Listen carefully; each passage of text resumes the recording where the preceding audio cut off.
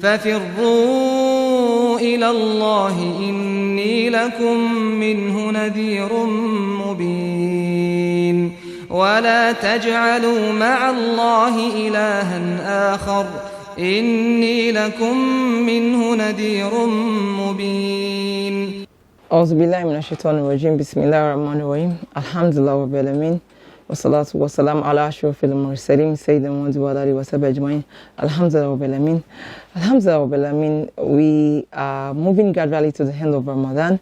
We pray Allah subhanahu wa ta'ala accept all our deeds therein as act of ibadah from us and grant us His love, His joy while on earth and admit us into paradise on the day of judgment. Ameen. What we're looking at this time is Zakatul Fitr and Eid al-Fitr. Farewell to Ramadan, Zakatul Fitr and Eid al-Fitr. What do we understand by Zakatul Fitr? It's a voluntary zakat that is paid when we end our Ramadan fast. It's a zakat. Zakat, like you know, is one of the pillars of Islam and is a compulsory act. Meanwhile, Zakatul Fitr, while I said it is voluntary in the sense that it is not compulsory on all Muslims, but on a particular set of Muslims. So it is wajib. It is something that is mandatory on those that have the means. Those that have the means of free fasting Muslims. Those that Allah subhanahu wa ta'ala bless with the means such that they can afford to do that at the end of Ramadan. Those are the ones eligible to pay Zakatul Fitr. Zakatul Fitr is payable on a sow of dates or barley or foods that are regular in our environment. During time of Saddam, it was said that it is to be paid on sow of dates or barley or basic food like we have it now. So definitely that means you can pay Zakatul Fitr on all staple foods, rice, on grains especially, rice, beans, sorghum, millet, and like that. A lot of scholars, we have various opinions on if you can pay using monetary value or just staple food means. The scholars differs on this, but one of the scholars, Abu Hanifa, says that we can pay our Zakatul Fitr on monetary value. That means we can monetize the payment of our Zakatul Fitr.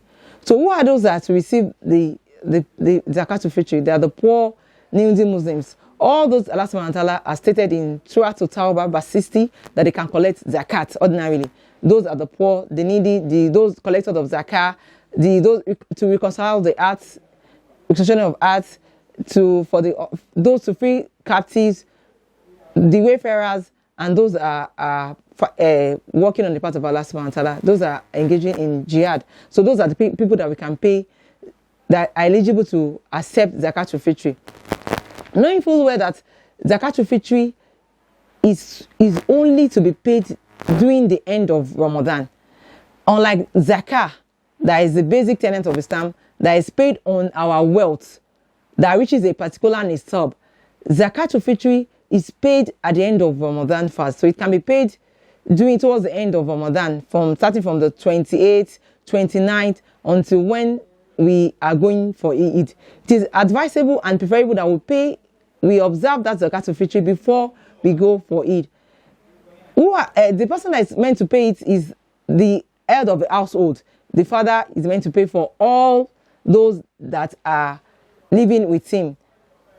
Scholars even encourage us, you can even pay for the foetus in the womb of a mother as much as that. And the sow of meal is equivalent to what we call the four mudu, like in this part of the world. So once we know that we can pay it on food or the monetary value, so we should have it in mind that it is something that Allah subhanahu wa ta'ala is going to use to purify our fast, like Rasulullah has mentioned in our hadith, that this the main purpose of the Zakatul Fitr is to purify our Ramadan fast that we have engaged in. One way or the other, we might have fallen into one sin or error, as the case might be. Just like the normal zakat purifies our wealth, Zakatul Fitr purifies our Ramadan fast that we are engaging. So all household, we are meant to pay it. And it's also one of the importance of Zakatul Fitr is that it's also make even those Muslims that are poor, that are needy, they're able to enjoy parts of what other Muslims are enjoying. Those that want to break their fast, they have lots of things. They should be able to spread their blessings out to others. That is one of the reasons why Allah subhanahu wa ta'ala has made obligated Zakatul Fitr on Muslims. And like I said, we have to pay it before going to Eid. That's the best for us. Once we hear that the moon has been sighted, so from the 29th, from the 28th of Ramadan, we should anticipate to prepare for the payment of Zakatul Fitr. What are the preparation for Eid? After having in mind that we are ready to pay the Zakatul Fitr, that we pray that Allah subhanahu wa ta'ala make it easy for each and every one of us, how do we prepare for Eid? Eid is what signifies the end of Ramadan. It signifies the end of Ramadan fast. The first thing is that once we hear that the moon has been sighted, we are to break the fast. We are to break the fast that particular day. We must not form the habit that my Ramadan is not up to 30. It must be 30 by all compulsion. No. Like the days Allah subhanahu wa ta'ala stated in the Quran that we are to fast for a prescribed number of days. It can be either 29 or 30. Once we hear that the moon has been sighted, we break our fast. Because Rasulullah said that we should fast when we hear that the moon has been sighted, and we'll break it when we hear that the moon has been sighted. So in the same vein, once we hear that the moon has been sighted, we break our fast. And Rasulullah made us to realize in an hadith that 3 things are important on Eid day. He said to take our ghusl, to eat, and to walk to Eid. To eat, that means you must not eat, you must not fast while going to Eid al-Fitr, to observe Eid al-Fitr.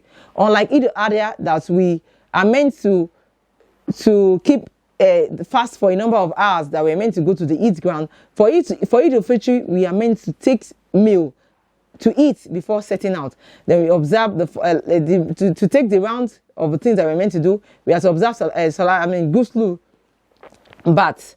The ghusl baths that we observe normally for other acts, the ghusl the ghusl janaba, is the same way that we observe the ghusl. Then we put on our best clothes. For males, they can use the perfume. But for females, generally are not allowed to use perfume. So either we are going for Eid or not, anytime a female Muslim is going out, she's not meant to be on perfume. So we just put on our clothes, the best of our clothes, and we don't overdone ourselves, because we are going to pray to Allah subhanahu wa ta'ala. We're going to subjugate ourselves to Allah subhanahu wa ta'ala. Once again, we want to go and thank Him that He has spared our soul to the end of Ramadan. So we are not meant to be ostentatious in our dressing. We are to dress moderately, but be in the best of all our clothing. Then we take a meal, like I said earlier, we have to take a meal before setting out. Then while going, we chant the dhikri. Allah Akbar, Allah Akbar, La ilaha illallah, Allah Akbar, alhamd.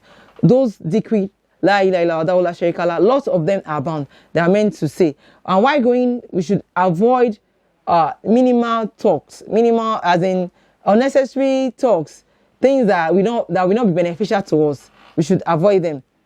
Now, when we get to the Eid ground, there's no nawafil on that day. We are all meant to get seated, taking one askar or the other before the Imam start the salat. Once the Imam starts the salat, we join the Imam to take the salat. And the salat is just 2 rakah salat. The first rakah, the 7 takbir, while the second rakah has 5 takbir. And after that, we stay behind and listen to the khutbah. Most times, because we are all joyous, we see faces that we've not seen before, maybe because we have just finished, we are coming from itikaf, we now start talking while not listening to the khutbah of the Imam. We are meant to listen to the khutbah of Imam. If the day of Eid falls on Jummah day, once we observe our Eid Fitr, that salat, the nawafil for that day, we might not compulsorily take the Jummah salat. But if you take it, there's no harm in that as well. Then once we finish listening to the khutbah, on our way home, Rasulullah encourages us to take another route while going home. We don't take the route that we take to the Eid ground, except if there's no other route when we are going back to our destination. And while going home as well, we continue to chant the askar as well and minimize our talk. And once we finish we felicitate with our fellow Muslims. We say Eid Mubarak. Once we agree to, we say Taqabbal Allah minna wa minkum, that may Allah accept this Eid from us and from you. And we continue to felicitate. While facilitating and breaking our fast on the Eid day, we must avoid all things that can lead to sin. All prohibitions that Allah subhanahu wa ta'ala has forbidden us on. We don't engage in things that will lead to sin while observing Eid on that day. We pray Allah subhanahu wa ta'ala make us to witness this Eid and accept all our strivings in this month from us as ibadah, and admit us to paradise in the day of judgment. Assalamu alaikum wa rahmatullahi wa barakatuh. Amantu billahi wa malaikatihi wa kutubihi wa rusulihi wal yawmil akhiri wal qadri khayrihi wa sharrihi min Allah wal ba'thi ba'da al maut.